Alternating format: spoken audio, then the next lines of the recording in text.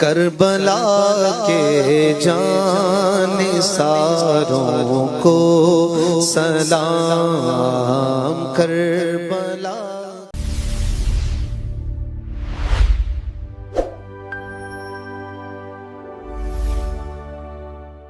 سب سے پہلے میں آپ سب کو اسلامی نیا سال سن 1448 ہجری کی مبارکباد پیش کرتا ہوں. اللہ تبارک و تعالیٰ یہ سال ہم سب کے لیے خیر والا سال بنائے، اور ہم سب کو چاہیے کہ اس نئے سال کی ایک دوسرے کو مبارکباد پیش کریں. یہ کرنا چاہیے. اور چونکہ ہجری سے ہمیں خاص نسبت حاصل ہے کہ یہ منسوب ہے نبی پاک صلی اللہ علیہ وسلم کی ہجرت سے، یہ ہمارا سال ہے تو ہم اس کی مبارکباد پیش کیا کریں.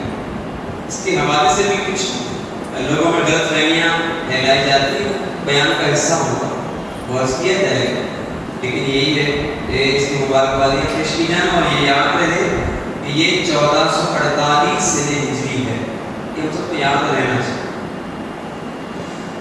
ماہ محرم یہ اسلامی سال کا پہلا مہینہ ہے جسے ہم محرم الحرام کہتے ہیں، اور اس میں جو لفظ حرام شامل ہے تو اس سے کوئی وہ حرام گناہ والا حرام نہ سمجھے، بلکہ اس کے معنی ہے وہ محرم جو حرمت والا، بزرگی والا، احترام والا، یہ معنی پیش نظر ہے.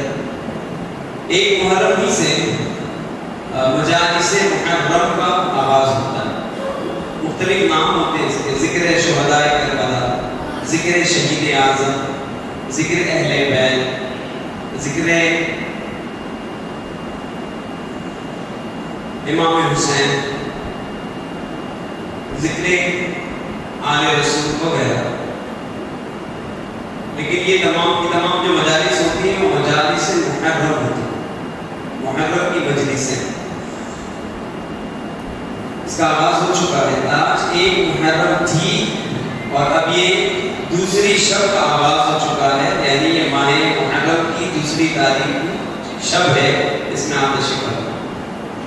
ہم اہل سنت کا مزاج ہے کہ ہم اہل سنت مجالس محرم کا جو انعقاد کرتے ہیں تو ہمارا ایک اپنا طریقہ ہے، اس کی وجہ ہے. مجالس محرم ظاہر سی بات ہے کہ یہ کب سے ہو رہی ہے اور یہ سلسلہ کب سے ہے، ایک عرصے دراز ہوا اس کو شروع ہوئے، لیکن عوام اہل سنت مسلمانوں کو افراط و تفریط سے بچانے کے لیے، گمراہی سے بچانے کے لیے، بدعقیدگی سے بچانے کے لیے اہتمام کے ساتھ اس کا سلسلہ ہوتا ہے. اور پھر ایک طریقہ کار دیا جاتا ہے، اس طریقہ کار کے مطابق یہ مجلس ہوتی ہے. بعض ایسے لوگ ہوتے ہیں، عموماً یہ ان لوگوں کا اعتراض ہوتا ہے جنہیں میں نے خالص اہل سنت نہیں دیکھا، خالص اہل سنت نہیں ہوتا ہے. وہ یہ اعتراض کر رہے ہوتے ہیں کہ نام تو ہوتا ہے ذکر شہداء کربلا، اور 1 2 3 4 5 تاریخیں گزر جاتی ہیں، شہداء کربلا کا تذکرہ ہی نہیں ہوتا. تو ایسا کیوں؟ یہ اعتراض ہم پر ہوتا ہے. اور یہ اعتراض جو ہے نا وہ آیا روافض کی طرف سے، رافضیوں کی طرف سے. اس کی وجہ یہ کہ وہ محرم کی ساری مجلسوں میں بس ایک ہی بات کرتے ہیں کہ ہم ذکر اہل بیت کرتے ہیں. اعتراض آیا وہاں سے، جو کہ اعتراض درست نہیں ہے. دوسرا جو دعویٰ ہے وہ بھی درست نہیں. دعویٰ کیا ہے کہ ہم ذکر اہل بیت کرتے ہیں، لیکن میں آپ کو عرض کرتا ہوں اس میں ایک مثال دے کر آگے بڑھتا ہوں. اہل بیت کا جو گھرانہ ہے اس میں تو کئی افراد ہیں، ان میں جو مخصوص ہیں وہ پنجتن ہیں. ان میں جو مخصوص ہیں وہ کتنے ہیں؟ پنجتن کہتے ہیں 5 تنوں. وہ 5 تن کون سے ہیں؟ خود نبی پاک صلی اللہ علیہ وآلہ وسلم، مولا مشکل کشا علی المرتضیٰ، سید کائنات فاطمہ الزہرا، اور حضرات حسنین کریم حسن و حسین. یہ کتنے تن ہو گئے؟ 5 تن. یہ جو روافض ہم پر اعتراض کرتے ہیں نا کہ ہم اہل بیت کا تذکرہ کرتے ہیں، یہ جھوٹ بولتے ہیں. وہ اس طور پر یہ حسن مشتبہ کا تذکرہ نہیں کرتے. یہ تذکرے کر لیں گے مولانا مشکل کشا کا کریں گے، امام حسین کا کریں گے، حضرت سیدہ فاطمہ الزہرا کا کریں گے. یہ نبی پاک صلی اللہ علیہ وسلم کی سیرت اور آپ کے معجزات کا بیان بھی نہیں کرتے. بہت خصوصاً حسن مشتبہ کے حوالے سے جو ان کا طریقہ ہے وہ یوں ہے کہ یہ معادلہ بہت چھوٹ والا برتاؤ کرتے ہیں حسن مشتبہ کے ساتھ. اس کی بھی وجہ ہے, اس کی بھی اپنی ایک تاریخ ہے, وہ میں ضرور ہوا. امام حسن کا یہ تذکرہ نہیں کرتا جیسا ہونا چاہیے, نام لے کے گزر جائیں گے, لیکن ان کی تاریخ بیان کرنا, ان کی سیرت اگر یہ بیان کر دیں تو رافضیت کا تو جنازہ ہی بدلے اگر حسن مشتبہ کی سیرت بیان کریں, لیکن نہیں کرتے. بلکہ بہت عجیب و غریب معاملات ان کے حسن مشتبہ کے ساتھ ہیں, تو انشاءاللہ وقت مناسب تک بیان کیے جائیں. تو یہ اعتراض بھی درست ہے کہ ہم اہل بیت کا تذکرہ کرتے ہیں, اہل بیت کا تذکرہ کرتے ہیں اور پنجتن پاک میں حسن مشتبہ ان کا تذکرہ ہی نہیں کرتے. یہ کیسا اہل بیت کا تذکرہ کرتے ہیں؟ ہم ہیں کہ کسی بھی شخصیت کو نہیں چھوڑتے ہیں, الحمدللہ ہم سب کے تذکرے کرتے ہیں. ہم تو ائمہ اہل بیت کے بھی تذکرے کرتے ہیں. تذکرہ کیسے کیا جاتا ہے ہم سے پوچھو. بے ادب گستاخ فرقے کو سنا دے اے حسن, یوں بیان کرتے ہیں سنی داستان اہل بیت. ہم یہ انداز اختیار کرتے ہیں, پہلے دن اللہ کا ذکر, دوسرے دن رسول پاک کا تذکرہ, تیسرے دن صدیق اکبر فاروق اعظم عثمان غنی مولا بخش کی پوچھا, اس کے بعد ذکر شہداء کر رہے ہیں. اس کی وجہ یہ ہے ہم اہل سنت ہیں. جو رافضی ہوتے ہیں, روافض خصوصیت کے ساتھ تین شخصیات کا رد کرتے ہیں, تین کے متعلق بہت منفی باتیں کرتے ہیں, نیگیٹو باتیں کرتے ہیں. وہ تین کون ہیں؟ صدیق اکبر, فاروق اعظم, عثمان غنی. اور ہم ان کا خصوصی تذکرہ کرتے ہیں اس لیے کہ ہم عوام اہل سنت کو بتاتے ہیں کہ یہ تین شخصیات وہ ہیں کہ جن کا تذکرہ کیے بغیر ہم صالحین کا تذکرہ ہو ہی نہیں سکتا. یہ تو صالحین کے سردار ہیں. اور فرمایا گیا عند ذکر الصالحین تنزل الرحمہ, جہاں پہ نیکوں کا ذکر ہوتا ہے وہاں اللہ کی رحمتوں کا نزول ہوتا ہے. وہ نیکوں کا ذکر کیسا کہ جس میں افضل البشر بعد الانبیاء کا تذکرہ نہ ہو, صدیق اکبر کا تذکرہ نہ ہو, اس فاروق کا تذکرہ نہ ہو جس کے متعلق سرکار دو عالم فرماتے میرے بعد کوئی نبی ہوتا وہ عمر ہوتے, اس عثمان کا تذکرہ نہ ہو. نبی پاک نے جنہیں اپنی دو لاڈلی شہزادیاں عطا فرمائیں انہیں عثمان ذوالنورین ہونے کا لقب حاصل تھا, ان کا تذکرہ ہی نہ ہو, وہ مجالس کیسے. ہم خصوصاً یہ تذکرہ کرتے ہیں تاکہ ان مجالس میں ان بدعقیدوں ان بدمذہبوں کا رد ہو جائے جو ان خلفائے راشدین کی عظمت و شان کے منکر ہیں. یہ ہم اہل سنت کی پہچان ہے. ہم اہل سنت کون ہیں؟ جو اللہ کو بھی مانتے ہیں, رسول اللہ کو بھی مانتے ہیں, رسول پاک کی اہل بیت کو بھی مانتے ہیں, اور صحابہ کرام علیہ رضوان سے بھی محبت کرتے ہیں. یہ ہم اہل سنت کا مزاج ہے اور ہمارا یہ امتیاز ہے. ٹھیک ہے, آج کے دن انشاءاللہ تبارک و تعالیٰ میں اللہ تبارک و تعالیٰ کی عظمت و شان اور اس سے متعلق فی زمانہ جو فتنہ ہے اس کے حوالے سے بہت اہم باتیں ہیں, اس کو بڑی توجہ کے ساتھ سنی ہے.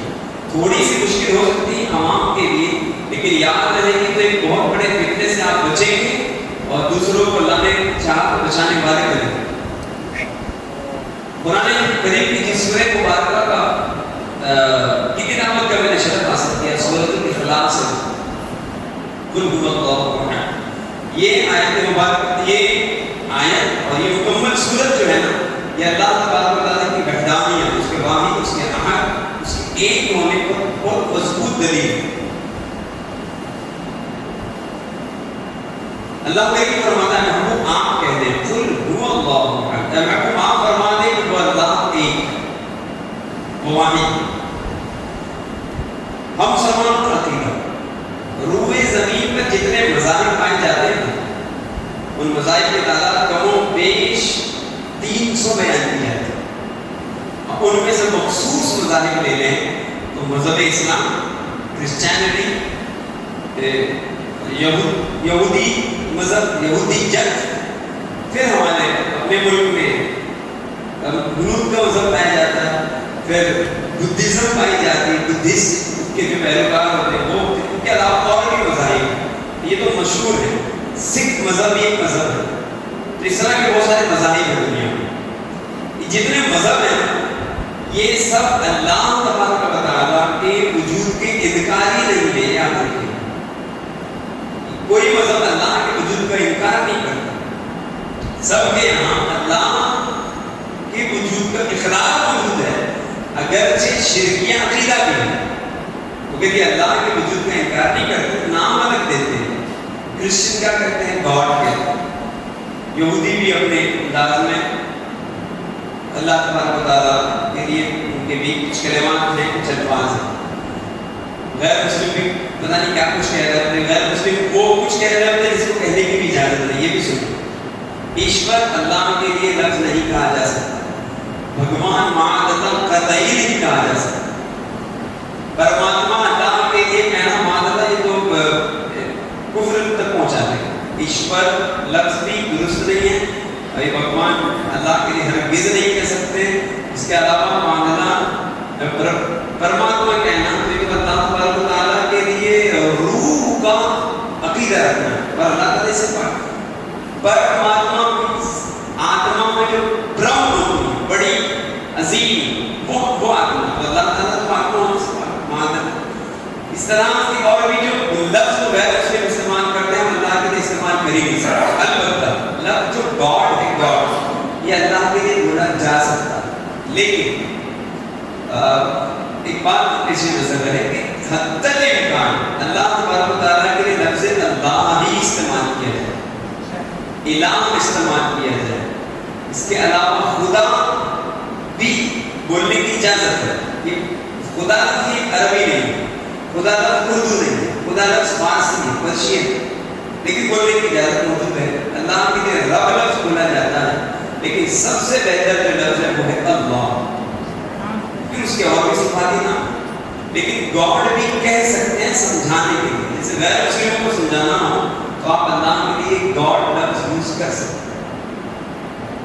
اب اس کی اور بھی ڈیلی بحث ہے وہ نہیں کرتا، جس کی عوام بھی کو سمجھ نہ ہو وہ نہیں کرتا. اب ایک اہم بات سنیں، یہ جتنے مذاہب ہیں سب اللہ تبارک و تعالیٰ کے وجود کے اقراری ہیں، انکاری ہیں. مگر روئے زمین پر ایک عقیدہ ایسا بھی ہے جو اللہ کے وجود کا منکر ہے، وہ اللہ پر نہیں مانتا. ان کو کہا جاتا ہے ملحد، اور انگریزی زبان میں اسے کہتے ہیں ایتھیسٹ. ان کے مذہب کو کہتے ہیں ایتھیزم، ٹھیک ہے. اور اردو میں اسی کو کہتے ہیں الحاد. اس دور کا بہت بڑا فتنہ ہے، بلکہ میں آپ کو کہہ دوں پڑھی لکھی جو قوم ہے بہت زیادہ پڑھی لکھی، غیر مسلموں میں پڑھی لکھی جو قوم ہے ان میں بہت بڑی تعداد ہے جو ملحد ہو چکی ہے. ان کے نام غیر مسلموں والے ہیں لیکن ان کا عقیدہ غیر مسلموں والا یعنی ہندوازم والا عقیدہ نہیں، وہ ایتھیسٹ ہو چکے، یعنی خدا کے وجود کے ہی انکاری ہے.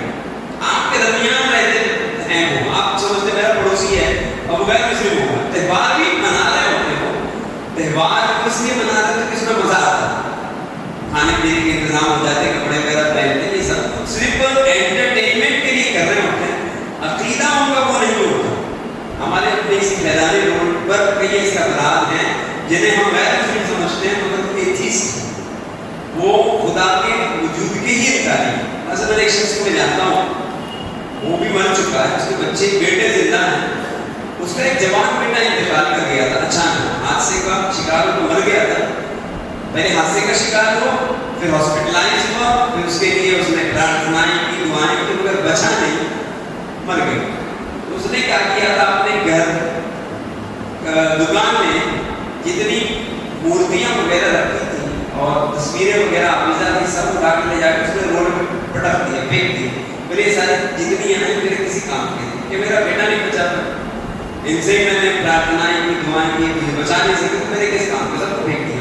اس کے بعد سے میری معلومات میں وہ اپنی پوری عمر جو تھا نا ایتھیسٹ تھا، ملحد تھا. اور ایسے پتہ نہیں کتنے، خصوصاً فلم انڈسٹری میں دیکھ لیں، بڑے بڑے کمپنیوں کے جو مالک ہیں، اونرز ہیں، جنہیں ہم غیر مسلم سمجھتے ہیں، مسلمان تو نہیں ہوتے وہ، نہ ان کا نام مسلمانوں والا ہوتا ہے، نام سے وہ غیر مسلم ہی ظاہر ہوتے ہیں، لیکن وہ غیر مسلم مذہب والے نہیں ہوتے، کوئی مذہب نہیں ہوتا ان کا، وہ بالکل ملحد ہوتے ہیں، الحاد ہوتا ہے ان کے ذہن. اسی طرح سے یہ اس لیے کہا جاتا ہے کہ سن کو تو بہت اہم بات ہے. غیر مسلموں کے درمیان رہ کر انہی ایتھیسٹ لوگوں کے بیچ میں رہ کے کئی مسلمان ایسے ہوتے ہیں جو معتدہ اپنے عقیدے سے اور اپنے اسلامی عقیدے سے، اسلامی نظریے سے ہاتھ دھو بیٹھتے ہیں، وہ ملحد ہو جاتے ہیں. نام کا کیا ہے تو سیکولر ہو چکا ہے, ایتھیسٹ ہو چکا ہے. اور ایتھیسٹ ہو جانا ماننا ہے کافر ہو جانا. اچھا کوئی یہ سوچے کہ یہ اس دور کی پیداوار ہے, ایتھیزم الہاد اس دور کی پیداوار ہے, ایسا کچھ نہیں. بہت پرانا عقیدہ ہے, بہت پہلے سے ان کا وجود ہے. ایسے افراد کا کہ جو اللہ تعالیٰ کے وجود کے انکاری. اچھا رہی بات آئی تو ایک لطیف بات کہتا ہوں میں, ابو جہل ابو لہب یہ لوگ بھی ایتھیسٹ نہیں تھے, مشرک تھے, ایتھیسٹ نہیں تھے, اللہ کے وجود کے یہ انکاری نہیں تھے. وہ یہ کہتے تھے اے محمد آپ اللہ کے بارے میں جو آپ عقیدہ بتاتے ہیں ہم اس عقیدے کے انکاری ہیں. وہ یہ کہ اللہ کے سوا کوئی معبود نہیں. ایسا نہیں ہے, یہ لات بھی معبود ہے, عزا بھی معبود ہے, منات بھی معبود ہے. وہ سارے بتوں کے نام میں بتا رہا ہوں. ان بتوں کو وہ کہتے تھے یہ سب معبود ہیں, ایسا اللہ کے پارٹنر ہیں, اللہ کے شرکا ہیں. تو یہ عقیدہ شرکیہ تھا, مگر وہ ملحد نہیں تھے, اللہ کے وجود کے انکاری نہیں تھے. حتیٰ کہ سرکار دو عالم کے زمانے میں جتنے کفار مشہور ہیں نا, ان میں سے میں نہیں جانتا کہ کوئی ملحد تھا مشہور کافر. وہ مشرک تھے, ملحد نہیں تھے, یہ اللہ کے وجود کے انکاری نہیں تھے. نہیں بات یہ ہے کہ حقیقی معنوں میں اللہ سے متعلق عقیدہ درست کس کا ہے, صرف اور صرف مسلمانوں کا عقیدہ درست. اور کلوز بات کروں میں اور واضح, تو اللہ تبارک و تعالیٰ سے متعلق جن کا عقیدہ درست ہے وہ فقط اہل سنت و جماعت.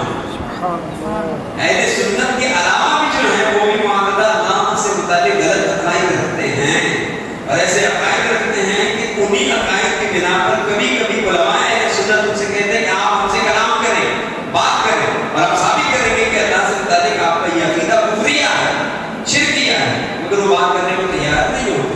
جیسے کئی ایسے بدعقیدے ہیں, بدعقیدہ گروہ میں جن کا اللہ سے متعلق یہ عقیدہ ہے کہ اللہ جھوٹ بول سکتا ہے, اللہ مکر کرتا ہے, اور یہ بھی کہا کہ اللہ کو زنا کرنے کی قوت بھی حاصل ہے. اور دنیا کی بکواس معاذ اللہ تبارک و تعالیٰ کے لیے مکر ثابت کیا ہے. اللہ تعالیٰ مکر کرتا ہے, مکر سمجھتے دنیا میں جو مکر کرتا ہے اس کو کہتے ہیں مکار ہے. تو یہ اللہ کے لیے بھی ثابت کرتا ہے. یہ عقیدوں میں کفریاں ہیں, اور یہ چھپے ہوئے نہیں چھپے ہوئے عقیدے ان کی کتابوں میں موجود ہیں, اور وہ اس عقیدے کے حوالے سے اپنا دفاع بھی نہیں کرتے, ڈیفینس بھی نہیں کرتے, بات بھی نہیں کرتے.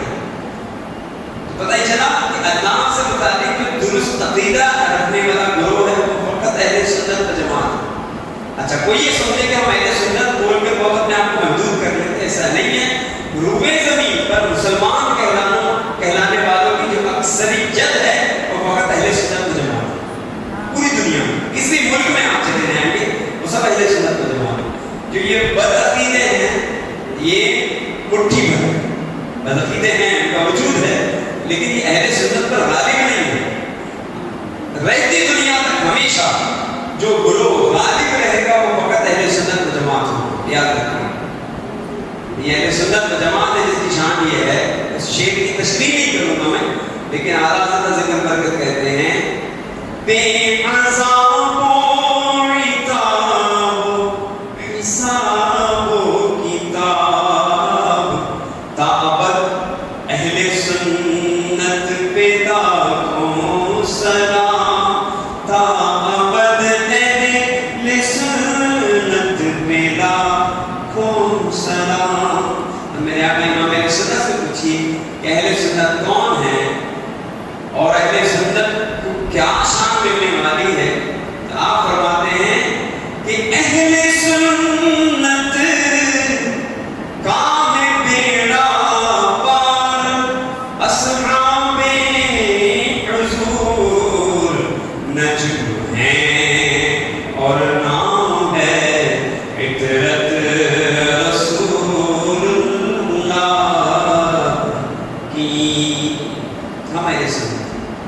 اب اس شعر کے حوالے سے بھی تشریح کبھی انشاءاللہ کسی اور موقع پر کی جائے. اب سنیے ملحدین کے اعتراضات کیا ہیں اسلام پر, اللہ تبارک و تعالیٰ سے متعلق. ان کا عقیدہ یہ ہے, جب ہم کہتے ہیں انہیں کہتے ہیں کہ تم اللہ کے انکاری ہو, یہ کہتے ہیں کہ اللہ جس ذات کا نام ہے اس ذات کا کوئی وجود ہی نہیں, مطلب اللہ ہے ہی نہیں. اب اگر ان سے یہ کہا جائے کہ اللہ نہیں ہے تو کائنات کائنات کا نظام کیسے بنا، سورج چاند ستارے یہ سب کا وجود کیسے ہے، تو وہ یہ کہتے ہیں کہ یہ خود سے ہے، مطلب خود ہی وجود میں آ گئے اور خود ہی پیدا ہو گئے، بس چل گئے. تو ایسے اگرچہ اپنے عقیدے پر کوئی دلیل وغیرہ نہیں رکھتے، مگر ان کا عقیدہ یہی ہے کہ کائنات کا جو وجود ہے، دنیا جو بنی خود سے بن گئی. یہ بڑی دن جو لفظ ہے نا وہ لحد سے نکلا. لحد کے معنی ہوتے ہیں ٹیڑھا پن. یہ بڑی دن جو ہوتے ہیں نا ان کے عقیدے میں ٹیڑھا پن، اور یہ اللہ تبارک بتا رہا ہے کہ انکار ہے. ایک تو یہ کہ اللہ کے وجود کا انکار کرتا ہے، دوسرا الہاد اور بھی ہے. اس زمانے میں جو الہاد ہیں وہ اللہ کے وجود کے انکار کرنے والوں گروہ کی ہے. اس وقت جو ملحد پائے جاتے ہیں وہ کون ہے کہ جو یہ کہتے ہیں کہ اللہ ہے ہی نہیں، ورنہ الہاد ایک اور ہے. وہ الہاد کیا ہے؟ اللہ تبارک و تعالیٰ کی صفتوں کو اور اللہ کے احکام کا جو انکار کرے وہ بھی ملحد کہلاتا ہے. یعنی اللہ نے جو احکامات ارشاد فرمائے کہ یہ کرو یہ کرو یہ کرو، اس کا کوئی انکار کر دے. مثلا اللہ کی طرف سے حکم نماز پڑھو، روزے رکھو، حج کرو، زکوٰۃ ادا کرو، اس کا جو منکر ہوگا وہ بھی ملحد ہوگا. لیکن اس زمانے میں جو ملحد مشہور ایتھیسٹ وہ یہ والے نہیں ہیں، یہ بھی ہوں گے، مگر جو مشہور ایتھیسٹ ہیں وہ کون ہیں؟ جو اللہ کے وجود کے انکاری کہ اللہ ہے ہی نہیں. یہ ذہن میں. تیسرا ایک اور گروہ ہے ایتھیسٹ کا، وہ کون ہے؟ جو دین اسلام کی بنیادی اور قطعی جو تعلیمات ہیں اس کا رد کرتے ہیں. یہ بھی ملحد ہے، پائے گئے ہیں. فی زمانہ ان کی تعداد کم ہے، تعداد ان کی زیادہ ہے جو اللہ تبارک و تعالیٰ کے سرے سے انکاری کہ اللہ ہے. اچھا، اب جیسے ایک مسلمان کہتا ہے کائنات کیسے بنی، تو ہم مسلمانوں کا عقیدہ یہ ہے کہ کائنات کو بنانے والی ذات اللہ ہے. ملحد کیا کہتا ہے کہ کائنات کو کسی نے نہیں بنایا، کائنات خود بخود وجود میں آ گئی، دنیا خود بخود بن گئی. اب اس کے پیچھے ایک ریزن بتاتے ہیں، اور ریزن سائنٹیفک ہے. سائنسی ریزن کیا ہے کہ دنیا جو بنی تھی نا وہ بگ بینگ سے بنی تھی. بگ بینگ تھیوری ایک ٹاپک ہے. ایک دنیا میں ایک دھماکہ ہوا، اس دھماکے سے جو کچھ بن گیا وہی دنیا. ہم اس کے بھی انکار نہیں، یہ بھی اسلام اس کا انکار نہیں کرتا، لیکن اسلام یہ کہتا ہے کہ جو بگ بینگ والی بات کرتے ہو، ٹھیک ہے، اگر اللہ تبارک و تعالیٰ خالق ہے، وہ جس چیز کو جیسے چاہے پیدا کر دے، وہ بگ بینگ کے ذریعے ہی اگر دنیا کو پیدا کر دے تو بھی اس بگ بینگ کے ہونے سے اللہ کے کریٹر ہونے کا انکار کیسے ہوگا؟ جیسے ایک دھماکہ ہوا، پہلے دھماکے سے دنیا بن گئی، ہم پیچھے کو دھماکہ کیا کس نے تھا؟ تو پھر اللہ کو خود ثابت ہے. یہ ہے اسلام. اور یہ کوئی ہے جو کہتے ہیں دنیا بنائی نہیں کسی نے، دنیا خود سے بن گئی. عقلاً بھی درست نہیں ہے، نقلاً بھی یہ درست نہیں ہے. مزید سنیے ملحدین کے دلائل کیا ہے اللہ تبارک و تعالیٰ کے انکار کی. سب سے پہلے تو یہ سائنس کی دلیل ہے.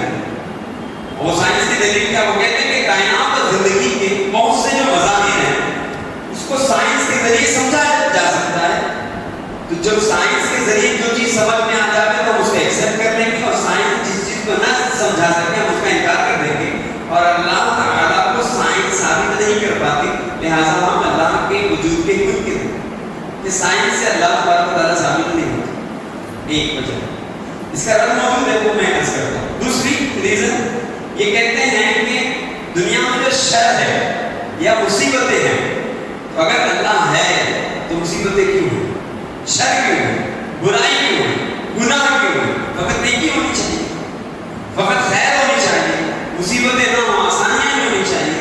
اگر مصیبت ہے، پریشانی ہے، آفتیں ہیں، زلزلے ہیں، طوفان ہیں، آندھیاں آ رہی ہیں، تو اگر اللہ ہے تو روکتا کیوں ہے؟ اور یہ ایموشنلی یہ بات بول کر لوگوں کو یہ بات بڑی ٹچ کرتی ہے. مثلا یہ کہتے ہیں کہ اگر اللہ ہے تو یہ جو غزہ پہ ظلم ہو رہا ہے، فلسطینیوں پہ جو ظلم ہو رہا ہے، تو اللہ تبارک و تعالیٰ معاذ اللہ کے وقت دیکھ رہا ہے اور وہ کچھ کرتا نہیں ان کے لیے. یہ اعتراض ہے. اب بظاہر جو مسلمان ہے تو وہ بھی شک پڑ جاتا ہے کہ یہ بات تو بڑی ایسی کر رہا ہے کہ جو تھوڑی تھوڑی سی عقل قبول کر رہے ہیں لیکن اپنے قبول کرنا نہیں ہے. مسلمان کے عقل سے قبول نہیں کرے گا. وجہ بتاتا ہوں. دوسری ریزن اللہ کے انکار کی پہلی وجہ کیا ہے کہ سائنس جو ہے وہ اللہ کے وجود کا منکر ہے. سائنس ثابت نہیں کرتا. سائنس کے ذریعے ہم اللہ تبارک و تعالیٰ کو نہیں سمجھ سکتے. تو جب سائنس کے ذریعے سمجھ نہیں سکتے تو ہم انکار کر دیں گے. ایک بات. دوسری یہ کہ مصیبتیں پریشانیاں ہیں, اگر اللہ ہوتا تو مصیبتیں نہ ہوتی, اللہ ہوتا تو پریشانی نہ ہوتی. دوسری وجہ اللہ کے انکار کی. تیسرا یہ مذاہب کے اختلافات کو وجہ بتاتے ہیں. کیسے؟ جیسے یہ کہتے ہیں کیونکہ بھائی ہندوازم میں بھی اللہ کو ماننے کا تصور ہے, کرسچن بھی مانتے ہیں, یہودی بھی مانتے ہیں, نصارہ بھی مانتے ہیں, بدھسٹ بھی مانتے ہیں اپنے اپنے طور پر. تو یہ کہتے ہیں کہ اگر اللہ ہے تو اس کو ماننے کے لیے 4 5 10 8 100 200 جو مذہب بن گئے, ان میں اختلاف کیوں ہے؟ تو ان اختلافات کی وجہ سے یہ کہتے ہیں بھائی ہر ایک اپنے اپنے دلیلیں دیتا ہے کہ اللہ ہم سب سے ہاتھ دھو کے بیٹھتے ہیں, ہمیں کسی کی نہیں سنتے, ہم ملحد ہیں. اس لیے یہ ملحد بن گئے کہ بھائی تمہارے ماننے میں اتنے سارے اختلافات. جیسے لوگ کہتے ہیں نا یار اہل سنت میں خود اتنے انتشار ہے تو چلو بھائی ہم اہل سنت نہیں, کچھ اور ہے. وہ کہیں گے تو ظاہر ہے کسی کے اختلاف کی وجہ سے مثلا گھر میں اختلاف ہو جائے تو گھر چھوڑ دیا جاتا ہے. پراپرٹی میں ڈسپیوٹ ہو جائے تو پراپرٹی چھوڑ دی جاتی ہے. اگر دنیا میں 1000 اختلاف تو دنیا میں چھوڑ کے قبر میں چلے جاؤ نا, یا زندہ کیوں نہیں کہ زندہ تو رہیں گے. تو زندہ ہیں تو ایسے ہی جہاں بھی اختلاف ہو وہاں کوئی راحت کی جگہ ڈھونڈے نا, کوئی آپ کی تلاش کریے نا, مل جائے. بتا دوسری وجہ, تیسری وجہ یہ ہے مذاہب کا اختلاف. وہ ریزن بنتا ہے, وہ وجہ بیان کرتے ہیں اس وجہ سے بھائی ہم ملحد ہیں کہ مذہب اتنے سارے ہیں اور ہر مذہب کا اپنا عقیدہ ہے. تو اتنے سارے مذہب ہم کس کو مانیں, تو ہم کسی کو نہیں مانتے, ملحد. چوتھی وجہ وہ یہ ہے کہ قدرتی جو اسباب ہیں نا اس کی جو وضاحت ہے اس حوالے سے جب ہم کلام کرتے ہیں تو وہی اس کے منکر بنتے ہیں, اس کا انکار کرتے ہیں. یہ اس طرح کے دلائل دیکھ کر اپنے آپ کو ملحد رکھتے ہیں اور کسی بھی مذہب کو نہیں مانتے اور اللہ تبارک و تعالیٰ کے وجود کی انکاری ہوتے ہیں. رہی بات یہ کہ سائنس کے ذریعے کون سی چیز کیسی ہے یہ تو جانا جا سکتا ہے, لیکن سائنس کے ذریعے کوئی چیز کیوں ہے یہ نہیں جانا جا سکتا. ہمیشہ یاد رکھیے کیوں ہے, دنیا کیوں ہے, اسے سائنس ثابت نہیں کر سکتی. مثلا پانی کیسا ہے یہ تو سائنس بتا سکتا ہے کہ کیسا ہے, وہ کس کن چیزوں کا مرکب ہے, H2O وغیرہ XYZ جو بھی کی تفصیل ہے, مگر پانی کیوں ہے یہ سائنس کو بھی پتہ نہیں. اس لیے کہ سائنس جو ہے نا مادی چیزوں پر تحقیق کرتا ہے اور اللہ مادہ نہیں ہے. اللہ تبارک و تعالیٰ خالق ہے, مخلوق نہیں ہے. سائنس کی جو بھی ایکٹیویٹی ہے, سائنس کی جو کھوج ہے وہ مخلوق میں ہے. مخلوق نے سائنسی تحقیقیں کی ہیں تو سائنس پوری گھومتی ہے مخلوق میں. یہ سائنس کے بس کی بات نہیں کہ وہ اللہ کو ثابت کر سکتی. تو جب ثابت نہیں کر سکتی تو انکار بھی نہیں ہونا چاہیے. اس کا مطلب تھوڑی کہ جس چیز کو ہم دیکھ نہ پائیں اس کو منکر ہو جائے کہ ہم نے دیکھا نہیں, ہم نے جانا نہیں, یا ہم جس چیز کو سمجھ نہ پائیں ہم پہلے وہ ہے ہی نہیں تو ہم نے بجائی ہے. ایسا نہیں, یہ تو کوئی اصول نہیں ہوا کہ جس کو آپ دیکھ نہ پائیں, جس کو آپ جان نہ پائیں, جس کو آپ سمجھ نہ سکیں اس کا انکار کر دیں یہ ہوگا ہی نہیں. تو اگلا کہتے تو جائے ہے, تیری عقل میں بات نہیں سما رہی نا, لیکن جو تیری عقل میں بات نہ سمائے اس کے متعلق تو یہ کیسے کہہ سکتا ہے کہ وہ ہے ہی نہیں. ایسا نہیں. اور علم حاصل کر اور محنت کر اور کوشش کر, کبھی نہ کبھی تیری عقل اس بات کو تصدیق کر دے گی. ٹھیک ہے. اچھا, اب ایک پہلا جو یہ عقیدہ اعتراض ہو رہا ہے مسلمانوں پر وہ یہ اللہ تبارک و تعالیٰ موجود ہے. اگر اللہ ہے تو اس کو کس نے کہتے ہیں, اللہ کو کس نے کہتے ہیں. ایک جبکہ ہم یہ کہتے ہیں کہ اللہ تبارک و تعالیٰ مخلوق نہیں ہے, اللہ خالق ہے. هو الاول والآخر والظاہر والباطن, وہ اول ہے, وہ آخر, وہ ظاہر, وہ باطن. اور ہم یہ کہتے ہیں اس نے سب کو پیدا کیا, اس کو کسی نے پیدا نہیں کیا. یہ اسلامی ہے. تو یہ کہتے ہیں کہ اللہ موجود ہے تو اسے کس نے پیدا کیا. ایک. دوسرا ان کا یہ کہنا کہ کائنات خود بخود وجود میں آ گئی. اچھا, ان تمام پر میں وہ بھی بڑے بہت آپ کو اس سے آپ انٹرٹین بھی ہوں گے، علم میں بھی اضافہ ہوگا۔ دوسرا کائنات کو بہت وجود میں آ گئی، دنیا کو بہت بن گئی، یہ ان کا کہنا ہے۔ پھر یہ کہتے ہیں کہ دنیا اگر اللہ ہے تو دنیا میں اتنی تکلیفیں کیوں ہیں، مصیبتیں کیوں ہیں، یہ اعتراض۔ پھر اللہ ہے تو نظر کیوں نہیں آتا، دکھنا چاہیے اگر اللہ ہے۔ پھر مذہب جتنے ہیں تو مذہب کو تو انسانوں نے بنایا ہے، مذہب انسانوں نے بنایا ہے، تو جب انسانوں نے بنایا، سب کچھ انسانوں نے کیا، تو اللہ کو کیوں بنا؟ مذہب تو انسانوں نے بنایا۔ اچھا، اب رہی بات کہ ایسے اعتراضات کیا آج ہو رہے ہیں، پہلے نہیں ہوئے تھے؟ میں آپ کو عرض کرتا ہوں کہ بڑے بڑے ہمارے جو بزرگ گزرے ہیں، ائمہ گزرے ہیں، مثلاً امام اعظم ابو حنیفہ رضی اللہ تعالیٰ عنہ، ان کے پاس بھی ملحدین گہرے مناظرے کیے تھے۔ مثلاً ایک مرتبہ امام اعظم ابو حنیفہ رضی اللہ تعالیٰ عنہ کے پاس ملحد تھے، آپ جانتے تھے کہ ملحدین یعنی اللہ کا انکار کرتے، تو دیکھا کہ امام اعظم کچھ غور و فکر کر رہے ہیں، تو جا کر یہ پوچھتے ہیں کہ امام صاحب کیا کر رہے ہیں؟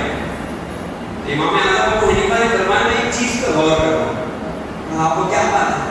آپ فرماتے ہیں کہ کشتی لکڑیوں سے بنی، کشتی کو بہت تیار ہو گئی، پانی پر اس نے تیرنا شروع کر دیا، تیرتے تیرتے ایک ساحل پر پہنچی، پھر اس نے ساحل پر جو لکڑیاں پہنچی تھی سب کشتی میں آ گئی، پھر کشتی نے وہاں ساحل سے چلنا شروع کیا، پھر ایک دوسرے ملک میں پہنچ گئی، وہاں پہنچ کر وہ لکڑیاں جو تھی خود بخود وہ کشتی میں سے نکل گئی، اور یعنی یہ سارے معاملات خود بخود ہو گئے۔ اسی پر غور و فکر کر رہا تھا، تو جتنے ملحد وہاں موجود تھے انہوں نے کہا کہ امام اعظم آپ کی علم کی بڑی شان ہے، آپ کی عقل کے بڑے چرچے بنی، آپ تو بیوقوفوں والی بات کر رہے ہیں، آپ نے فرمایا بیوقوفی والی بات کیوں ہے؟ یہ کیسے ہو سکتا ہے کہ کوئی کشتی خود بخود بن جائے، پھر خود بخود وہ پانی میں چلنا بھی شروع ہو جائے، ساحل پر لگ بھی جائے، اس میں جو مال ہے اور دیگر چیزیں جنہیں لے کر اس کو کسی دوسرے ملک جانا ہے وہ تمام چیزیں خود بخود اس میں آ بھی جائیں، پھر ان کو لے کر وہ دوسرے ملک بھی پہنچ جائے، یہ کیسے ہو سکتا ہے؟ ایسا نہیں ہو سکتا، کشتی بنے گی تو کسی بڑے کے بنانے سے بنے گی، اور جب چلے گی تو کسی ملاح کے چلانے سے چلے گی، اور کہا خالی جو ہوگا کوئی لوڈنگ کرنے والا ہو اس کے ذریعے سارے کام ہوں، خود سے تو یہ سارے کام نہیں ہو سکتے۔ کہا ایک کشتی خود سے بن نہیں سکتی، خود سے چل نہیں سکتی، اس کے اندر کا سامان نہ خود رکھا جا سکتا ہے نہ نکالا جا سکتا ہے، تو یہ کشتی اب خود چل نہیں سکتی، بن نہیں سکتی، سامان خود بخود نکالا رکھا نہیں جا سکتا، کائنات یوں چلتی ہے، سورج نکلتا ہے ڈوبتا ہے خود سے، چاند نکلتا ہے ڈوبتا ہے خود سے، کائنات کا نظام خود سے چل رہا ہے، موسم جو تبدیل ہو کر آتے ہیں، کبھی گرمی ہے، کبھی برسات ہے، کبھی ٹھنڈک ہے، یہ جو موسم کی تبدیلی خود سے ہو رہی ہے، کیا یہ کسی کے کیے سے نہیں ہو رہا؟ کوئی ان کا خالق نہیں ہے، کوئی ان کو چلانے والا نہیں ہے، یہ کیسے ہو سکتا ہے؟ جب ایک کشتی خود سے نہیں چل سکتی، کائنات خود سے کیسے چل سکتی؟ تو ملحدین نے جب یہ بات سنی امام اعظم کی تو لاجواب ہو گئے، ان کے پاس کوئی جواب بچا ہے، خاموش ہو گئے۔ تو اس طرح امام اعظم نے مناظرے سے پہلے ان کو شکست عطا فرمائی، ٹھیک ہے۔ پھر مزید ایک مرتبہ ایک گروہ پہنچا ملحدین کا امام اعظم ابو حنیفہ رضی اللہ تعالیٰ عنہ کے پاس، اور انہوں نے یہ کہا کہ آپ کہتے ہیں اللہ ہے؟ تو آپ نے فرمایا ہاں ہے۔ دنیا کو اسی نے پیدا کیا؟ ہاں دنیا کو اللہ نے پیدا کیا۔ اب یہ بتائیے جب اللہ ہے، ساری چیزیں اس نے پیدا کی، تو اللہ سے پہلے کیا تھا؟ اس کے پہلے کیا تھا؟ تو آپ نے شاید فرمایا کہ گنتی آتی ہے ملحدین سے، وہاں آتی کہا گنو، تو انہوں نے گننا شروع کیا، مثلا 1 2 3 4 5 6 7 8 9 10، کہا ٹھیک ہے الٹا گنو، پھر گننا شروع کیا 10 9 8 7 6 5 4 3 2 1، کہا اس کے اوپر ایک کے اوپر کچھ نہیں، اس کے بعد تو بولے اس کے بعد تو ہم 100 تک 1000 لاکھ تک پہنچ جائیں، ایک کے اوپر، تو کہا کہ ایک کے اوپر کچھ نہیں ہے، تو کہا جب تمہاری دنیاوی گنتی میں ایک کے اوپر کچھ نہیں ہے اور ایک پر آ کر کہتے ہوئے وہ ایک ہی آخر ہے اس کے اوپر کچھ نہیں ہے، تو ہمارا بھی عقیدہ یہ ہے کہ اللہ تبارک و تعالیٰ ہی وہ اول ہے، وہی آخر ہے، اور وہ بھی ایک ہے، وہ اکیلا ہے، اور وہ ایسا ہے کہ اسی نے سب کچھ بنایا، اس کے اوپر کچھ نہیں۔ دنیا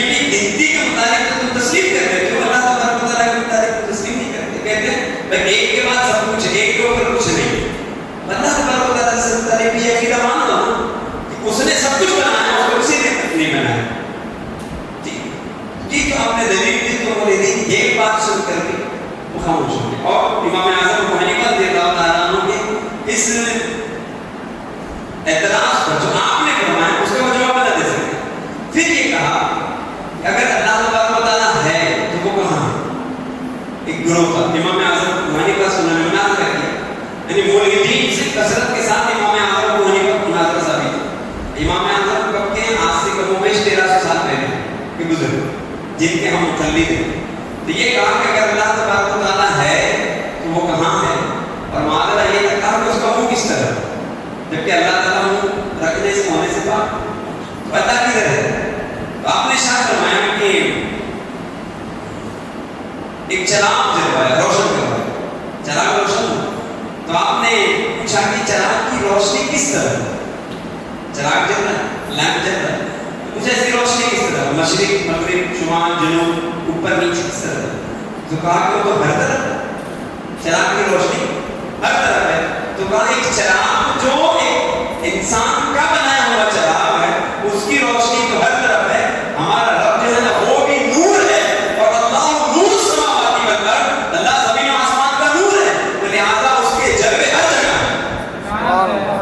اس کو کہیں کسی جگہ محدود نہیں کیا جا سکتا. جیسے چراغ کی روشنی کو تو محدود نہیں کر سکتے، جتنی دیواریں ہٹیں گی اس کی روشنی پھیلتی جائے گی. یہ سمجھانے کے لیے بات کہی جا رہی ہے. اسی لیے اللہ تبارک و تعالیٰ بھی نور ہے، نور. اور قرآن کہتا ہے اللہ نور السماوات والارض، اللہ زمین و آسمان کا نور. یہ تو سمجھانے کے لیے کہا جا رہا ہے، ورنہ سماوات اور ارض نہ ہو، سماوات اور ارض یہ تو اللہ کی مخلوقات میں سے مخلوق ہیں، ان سے پہلے بھی اللہ تبارک و تعالیٰ کا وجود تھا. وہ تو نور ہے، اللہ نور السماوات والارض، سمجھانے کے لیے ورنہ اللہ نور، اللہ نور. تو یوں امام اعظم ابو حنیفہ رضی اللہ تعالیٰ عنہ نے انہیں اپنے دلیل سے لاجواب کیا. پھر ملحدین کے گروہ نے ایک مرتبہ امام اعظم سے اعتراض کیا اور وہ یہ کہا کہ اے امام تم کہتے ہو اللہ ہے. آپ نے فرمایا ہاں. کہا یہ بتاؤ کہ اس وقت اللہ کیا کر رہا ہے؟ امام اعظم حاضر ذہن بھی تھے اور ہمیشہ جو علماء ربانیین ہوتے ہیں اللہ والے جو ہوتے ہیں نا ان کو خوبیاں حاصل ہوتی ہیں اور اللہ تعالیٰ کی خصوصی مدد کے شامل حال ہوا کرتے ہیں. تو امام اعظم ابو حنیفہ رضی اللہ تعالیٰ عنہ سے انہوں نے کیا پوچھا کہ اگر اللہ تبارک و تعالیٰ ہے تو وہ اس وقت کیا کر رہا ہے؟ تو امام اعظم فرماتے ہیں اس وقت جو ہے نا اللہ تبارک و تعالیٰ تجھے ذلیل کر رہا ہے، مجھے عزت عطا کر رہا ہے. ابھی تو نے مجھے مناظرے کیے، سوالات کیے، تو تیرے سوالات کے میں نے جوابات دیے تو ذلیل ہوا. اس وقت اللہ تبارک و تعالیٰ کے افعال میں سے ایک فعل یہ ہے کہ اللہ تبارک و تعالیٰ جیسے باطل پرست کو ذلیل کر رہا ہے، جیسے حق پرست کو عزت عطا کر رہا ہے. تو یہ امام اعظم ابو حنیفہ رضی اللہ تعالیٰ عنہ کی دلائل کا بھی اچھا ملحدین کو عقلی دلیلیں ہی دی جا سکتی، مذہب سے تو آپ دلیل دے نہیں سکتے. آپ بڑے بخاری ہیں، مسلم میں، ترمذی، ابن ماجہ، اچھا وہ کہیں کہ بھیا ہمیں سے کوئی دینا دے دے. تو بخاری مسلم ترمذی وہ تو مسلمانوں کی کتاب ہے. آپ کے توریت میں ہے، انجیل میں ہے، زبور میں ہے، قرآن میں وہ کہتا ہے وہ کہے گا ہم تو مانتے ہیں، ہم تو کسی نبی کو نہیں مانتے. جب حضرت داؤد کو نہیں مانتے تو زبور کو کیسے مانیں؟ جب ہم حضرت عیسیٰ علیہ السلام کو نہیں مانتے تو ان کی توریت کو کیسے مانیں گے؟ ہم حضرت موسیٰ کو نہیں مانتے تو توریت کو کیسے مانیں گے؟ عیسیٰ کو نہیں مانتے تو انجیل کو کیسے مانیں گے؟ اور آپ کے نبی محمد رسول اللہ کو نہیں مانتے تو قرآن کو نہیں مانیں. تو قرآن کی دلیلیں تو آپ ملحد کو دے دیں گے کہ اکثر صحیح آپ کو دلیل دینی پڑے گی. اچھا رہی یہ بات کیا ان کے پاس دلائل نہیں ہوتے تو یہ بھی بہت بڑھ کر آتے ہیں. ایسا بھی نہیں، میں آپ سے کہوں گا بھی نہیں کہ ساری باتیں جو میں نے بیان کی وہ اس لیے کہ ہمارا ایمان عقیدہ مضبوط ہو اور ہم اپنے عقائد پر مضبوط رہیں. ٹھیک ہے.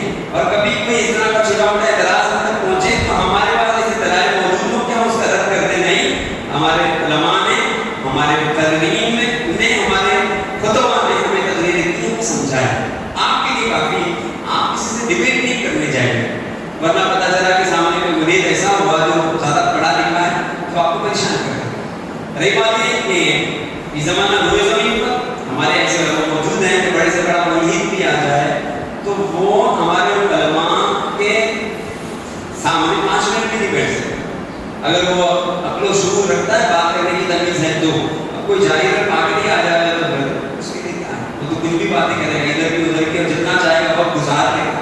لیکن اہل حق علماء آج بھی موجود ہیں الحمدللہ، اور انہی علماء اہل سنت ہمارے اکابر علماء کی بدولت مسلمین کے مومنین کے عقیدے سلامت ہیں. یہ ہم صرف ہندوستان میں پوری دنیا گلوبل لیول پر وہ عالمی سطح پر بھی مناظرے ہوتے رہتے ہیں. اور ہمارے بہت سارے علماء ہیں جنہیں ماشاء اللہ انگریزی کو عبور حاصل ہے, دیگر زبانوں پر عبور حاصل ہے, تو اپنی زبانوں میں ان کا رد کرتے ہیں. اب چونکہ یہ فتنہ ہندوستان میں ہے موجود, اتنا زیادہ اس نے سر نہیں اٹھایا, تو لہٰذا ابھی تک اتنا بہت زیادہ اس پر محنت نہیں ہوئی ہے. لیکن اگر کبھی ملحد یہاں پر بھی ایسی باتیں کریں گے کہ جہاں ضرورت ہوگی کہ اسلام کو ڈیفینڈ کیا جائے, تو ہم موجود ہیں, وہ انشاءاللہ اس پر کلام کریں. باقی اس طرح کے دلائل کہ اگر اللہ نے کو دکھاؤ, ایک مرتبہ ایک بزرگ سے آ کر نے اعتراض کیا, کہا کہ اگر اللہ ہے تو دکھائیے. آپ نے کہا کہ اللہ تبارک و تعالیٰ کو یوں کھلی آنکھوں سے نظروں سے دیکھا نہیں جا سکتا, تو پھر اب محسوس کیا جائے رب کریم ہے, اسے محسوس کیا جائے. آئیے کیا بات ہے, آپ نے ایک ڈھیلا بڑا سا پتھر لیا تو اس کو زور سے مارا تو چیخنے لگا, تو آپ نے فرمایا چیختا کیوں ہے؟ تو کہتا ہے کہ آپ نے پتھر مارا. کہا پتھر مارا تجھے لگا, بعد میں کیا ہوا؟ کہا درد ہو رہا ہے. کہا دکھا درد کدھر, وہ درد دکھا. تو کہا وہ تو دکھتا نہیں ہے. پھر وہ محسوس کیا جاتا ہے, اس طرح اللہ کو محسوس کیا جا سکتا ہے, اسے دیکھا نہیں جا سکتا. دیکھنے والے نے دیکھا, ہاں پہلے آپ صلی اللہ علیہ وسلم نے دیکھا, ٹھیک ہے, لیکن وہ یہ کہ ایک دیکھنے والے کا کہاں مان لیا ہے, بن دیکھ کے تجھے ہم نے خدا مان لیا. اللہ کی صفات ہو کہ اس کی ذات ہو. ہم مسلمانوں کا عقیدہ کیا ہے, وہ یہ کہ اللہ ہے, اللہ کی صفات ہیں. اچھا ایک بات یہ جو اعتراض ہوتا ہے کہ اگر اللہ ہے تو ظلم کیوں ہو, وہ روکتا کیوں نہیں؟ اللہ نے تو فلسطین میں غزہ میں ظلم ہوا, اپنا ملک میں ظلم ہو رہا ہے, وہاں لوگ مار رہے ہیں, غیر مسلم اسی طرح سے ستا ہے, تو اللہ نے تو روک کر کے نہیں. یہ جہالت والی بات ہے. اس لیے کہ اللہ تبارک و تعالیٰ نے دنیا کو جو ہے نا امتحان گاہ بنایا. دنیا کیا ہے؟ امتحان گاہ. سورہ ملک میں ارشاد ہے الذی خلق الموت والحیات لیبلوکم ایکم احسن عملا. وہ ذات ہے جس نے موت و زندگی کو پیدا کیا ہے تاکہ وہ تمہیں جانچے کہ تم میں کس کا عمل زیادہ اچھا ہے. اب غیر مسلم اعتراض کرتا ہے, تو یہ ایک ملحد اعتراض کرتا ہے کہ لوگوں پر ظلم کیا جا رہا ہے, بچے کاٹے جا رہے ہیں, عورتوں کو مارا جا رہا ہے, بم پھینکے جا رہے ہیں, میزائل داغے جا رہے ہیں, اللہ نے تو روکتا کیوں نہیں, اللہ نے بچاتا کیوں نہیں؟ ان کو یہ سمجھایا جائے گا تو دور چلے گئے نا. اس سے پہلے کی بات کرو نا, وہ یہ کہ غیر مسلم کے ہاتھ میں بم تھا. اگر تمہارا اعتراض نہ ماننے تو ہم تو یہاں پر بھی کہیں گے کہ اللہ پہلے اس سے پہلے بھی اعتراض کر سکتے ہو نا کہ بم ہی کو اللہ نے صلاحیت کیوں دی کہ وہ جا کے پھٹ جائے. اس سے پہلے وہ ناکارہ ہو جائے, ہاتھ میں بندوق چلے گی نا, میزائل دگے گی نا, اللہ تو اس پر بھی قادر ہے. تو صرف جا کر پھٹ جائے اور کوئی مر جائے تو اس پر تو اعتراض کرتے ہو, اس سے پہلے بھی تو اعتراض بنتا ہے. تو وہ یہاں پر اعتراض کرو, ارے بات اعتراض کرو گے تو ہم تمہیں سمجھائیں. مثلا اس کو ایسے سمجھا جائے جیسے کہ ہم خود ٹیچر ہیں, میں ٹیچر ہوں, میری کلاس میں 50 طلبہ اسٹوڈنٹ ہیں, 3 مہینے وہ پڑھتے ہیں, 3 مہینے کے بعد ان کا ہوتا ہے فرسٹ یونٹ ٹیسٹ, 3 مہینے مزید پڑھتے ہیں تو ان کا ہوتا ہے فرسٹ سیمسٹر. سب اسٹوڈنٹ کس کے ہیں؟ میرے. امتحان سے پہلے وہ میرے پاس کچھ بھی سمجھنے آتے تھے, میں ان کو سمجھاتا تھا, پڑھاتا تھا, ان کی کوئی ضرورت ہوتی تو پوری کرتا تھا, ان کو گائیڈ کرتا تھا, سب کچھ. لیکن میں استاد ہو کر ہی وہی طلبہ جب امتحان ہال میں بیٹھیں گے, ایگزامینیشن ہال میں بیٹھیں گے, اور میں ان کے بیچ میں سپروائزر ہوں گا, انویجیلیٹر ہوں گا, ممتحن ہوں گا, آپ بتائیے کیا میں امتحان گاہ میں ان کی مدد کروں گا؟ اگر مدد کروں تو لوگ کہیں گے کہ یار یہ محنت کرتے ہیں, ٹیچر کیسے ہیں, امتحان میں مدد تو نہیں کی جائے گی. میں طلبہ کے بیچ میں موجود ہوں, دیکھ رہا ہوں ایک طالب علم بیٹھا, اس کو سمجھ میں نہیں آ رہا, بیچارہ پریشان ہے, پسینہ ہو رہا ہے, اس وقت کیا میں اس کی مدد کروں گا؟ نہیں. دوسرا طالب علم ہے, وہ ڈپریشن اتنا جا رہا ہے کہ وہ بیچارے بے سود ہو جا رہا ہے کہ اس کو آنسر نہیں آ رہا, میں مدد کروں گا اس کی؟ نہیں کروں گا. ایک طالب علم بیچارہ رو رہا ہے بیٹھ کر, بولے مجھے تو جواب ہی سمجھ میں نہیں آ رہا, کچھ سمجھ میں نہیں آ رہا, بیٹا رو رہا ہے. تو خیر بھائی کا تقاضا تو یہ ہے کہ وہ اس روتے ہوئے کو ہنسا دوں, لیکن وہاں نہیں ہنساؤں گا, کیوں وہاں ہنسانا تو خیانت ہوگی. اس کو امتحان گاہ میں ویسے جھوم کر تو چھوڑا جائے گا, پہلے کہا گیا تھا ابھی پڑھائی کر، اب تو جائے گا امتحان گاہ میں، اس کے بعد تیرا رزلٹ آؤٹ ہونا، ٹھیک ہے نا؟ تو رزلٹ کے بعد جو تیرا رزلٹ ہوگا اس کے مطابق ہم تجھے اپریشیٹ کریں گے، سمجھائیں گے، لیکن امتحان گاہ میں ہم تجھے نہیں سمجھائیں گے۔ ہم انسانوں کو اللہ تعالیٰ نے پیدا کیا ہے نا دنیا میں، دنیا ہے امتحان گاہ، دنیا کیا ہے؟ امتحان گاہ۔ اب امتحان گاہ میں ہمیں چھوڑ دیا گیا ہے نا، اب یہاں پر ہماری مدد نہیں کی جائے گی، ہم کو ہر ایک کو اللہ نے سمجھ دی ہے، عقل بھی دیا ہے، شعور بھی دیا اور آزاد بھی رکھا ہے، اور یہ بتا دیا ہے کہ امتحان گاہ ہے، اور یہاں پر ہم تمہیں جانچیں گے۔ قرآن نے بار بار کہا لِيَبْلُوَكُمْ، ہم تمہیں جانچیں گے تم کیا کرتے ہو، جزا سزا آخرت میں ملے گی۔ ہم کہتے ہیں نا مالک یوم الدین، اللہ سے متعلق ہمارا عقیدہ کیا ہے کہ اللہ کون ہے؟ تو وہ جزا کے دن کا مالک ہے، جب روز محشر جزا دی جائے گی وہ دن کا مالک ہے، ہم یہ ہمارا عقیدہ ہے۔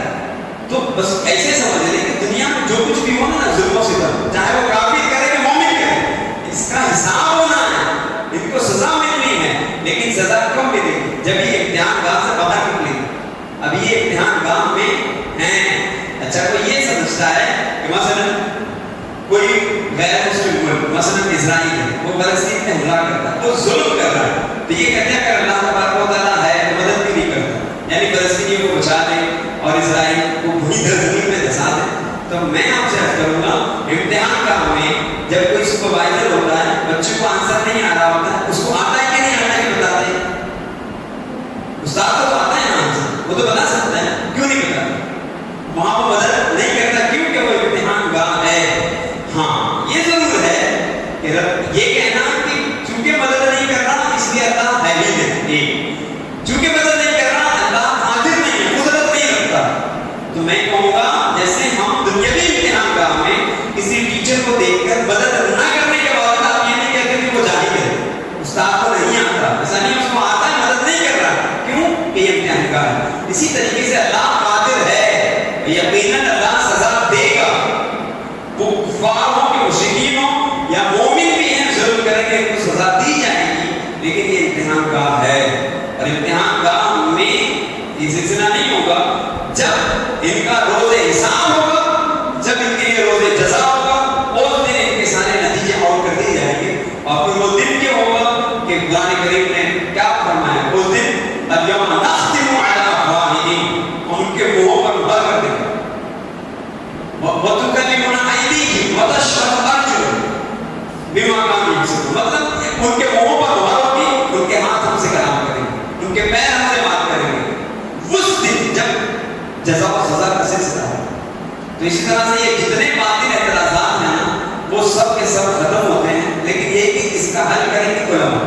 عوام آپ نے جو سن لیا ہے بس وہ اپنے ذہنوں میں رکھیں، اور کبھی بھی کوئی کسی ملحد سے اپنے بحث تو نہیں کرنی ہے، لیکن اگر اکا دکا اعتراضات آپ تک پہنچ جائیں تو ان کے اعتراضات کو اپنے ذہنوں سے شیطانی وسوسوں کو اس طرح سے نکالا جا سکتا ہے۔ اور بھی بہت ساری باتیں اس ٹاپک پہ کی جا سکتی ہیں، لیکن خاص طور پہ جن باتوں کو میں نے ذکر کیا ہے آج کے ایک چیز انہی باتوں کا ذکر کرتا ہے، تو یہ کہہ کر وہ اللہ تعالیٰ کے ممکن ہوتا ہے۔ تو اسلامی نقطۂ نظر سے اسلامی تعلیمات کی روشنی میں ان کے سارے ہی اعتراضات کے جوابات موجود ہیں۔ آج میری گھڑی پہ نظر ہے، میری گھر سے گزارش ہے، یہ ہماری پہلی مجلس مکالمہ ہے، اور آج ہم نے اللہ تبارک و تعالیٰ کی وحدانیت پر، اس کے واحد ہونے پر اور اللہ کی ذات پر جو اعتراضات ہوتے ہیں ان کے جوابات کیا ہو سکتے ہیں اس سے متعلق میں نے کچھ باتیں ایسی کی۔ یہ سلسلہ جاری و ساری رہے گا۔ آپ سب سے گزارش آپ حضرات جتنے ہم موجود ہیں، اچھا میں آپ سے پوچھوں یہ جو باتیں ہم بیان ہوئی ہیں اس سے پہلے آپ نے شاید اس موضوع پہ بیان نہیں سنا، تو یہ جو باتیں جس نے سنی اس کا ایمان عقیدہ جو مضبوط ہوا تو اس مجلس میں موجود ہونے کی وجہ سے ہوا۔ آپ نہیں چاہتے کہ دیگر مسلمان بھی یہاں آئیں، احباب آئیں، عزیز آئیں، میرے دوست آئیں، میرے رشتے دار آئیں اور ان کا بھی ایمان عقیدہ مضبوط۔ تو یہاں پر بھی میری اپنی کوشش ہوگی کہ رسمی گفتگو نہ کی جائے، جو مجلس سے بارہ میں بس عوام کو دیکھ کر، مجمع کو دیکھ کر وہ چیخ چلا کر اور وقت گزار کر مطلب یوں خطیب چلا جائے، ایسا نہیں ہوگا۔ روزانہ کوشش کی جائے گی فی زمانہ، جیسے نبی پاک کی ذات ہے، پھر صحابہ کی ذات ہے، پھر اہل بیت ہے، تو ان کی متعلق عقیدہ کیا ہو، اور اس زمانے پر ان پر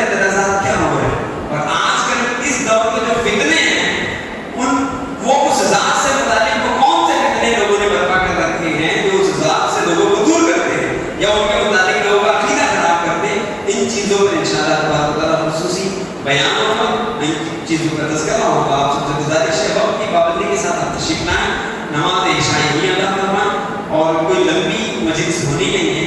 اس کی وجہ یہ بھی ہے کہ بات مختصر ہو, پر دلیل ہو, وقت میں ہو, کسی کے کام ڈسٹرب نہ ہو, کسی کی نوکری ڈسٹرب نہ ہو, کسی کا کاروبار ڈسٹرب نہ ہو, لوگوں سے ان کی عقلوں کے مطابق کلام کیا جائے, بات ایسی ہو جو لوگوں کو سمجھ میں آئے, اور کوئی رسمی انداز نہیں ہو کہ بس آئے نعرے لگے, نعرے تکبیر, نعرے رسالت, اور فلاں کلام نہیں چھوڑیں گے, ہاں وہ کیا اور چلے گئے, نان کٹائیاں نہیں چلے گئے. تو یہ انداز اس مجلس میں نہیں ہوگا. آج نان کٹائی کی ہوگی بھی, لیکن ہم جو آئیں گے یہاں پر وہ اس لیے آئیں گے کہ ہمارے اس آنے سے ہمارا اللہ راضی ہو, اس کے رسول راضی ہو, اور یہ نیت کر لیں کہ یہ 10 دن 9-10 دن جو مجلس چلے گی انشاءاللہ ہم اس میں حاضری دیں گے, اور اپنے امام حسین رضی اللہ تعالیٰ عنہ کی بارگاہ میں نذرانہ عقیدت پیش کریں. اے امام, آپ نے ہمارے لیے, دین کے لیے, اہل سنت کے لیے اور دین اسلام کے لیے بہت قربانیاں پیش فرمائیں, لیکن اے ہمارے آقا امام حسین رضی اللہ تعالیٰ عنہ, آپ کے چاہنے والے, آپ کی یہ عقیدت مند, آپ کی یہ غلام, ان مجالس میں شرکت کر کے آپ کا ذکر خیر سن کر اور آپ کے پیغام پر عمل کر کے اسے آپ کی بارگاہ میں نذرانہ عقیدت کے طور پر پیش کریں. کوئی مجلس آپ سے نہ چھوٹے, اور دیگر احباب کو, دوست مقربوں کو آپ کو بھی اس مجلس میں لانے کی کوشش کریں. آپ لے کر آئیں کسی کا عقیدہ سر گیا, کوئی باعمل ہو گیا, کسی کے ذہن کا کوئی فطور ختم ہو گیا, غلط فہمی دور ہو گئی, کوئی ایمان عقیدے میں مضبوط ہو گیا, آپ کے لیے صدقہ جاریہ بن جائے گا. جب تک وہ اس عقیدے کے ساتھ ہوگا, نیک عمل کے ساتھ ہوگا, انشاءاللہ آپ کو اس کا ثواب ملتا رہے گا. اللہ کریم عز و جل ہمیں ان باتوں پر کہنے سننے سے رائی عمل کی توفیق عطا فرمائے. آمین بجائے باقی نبی جی و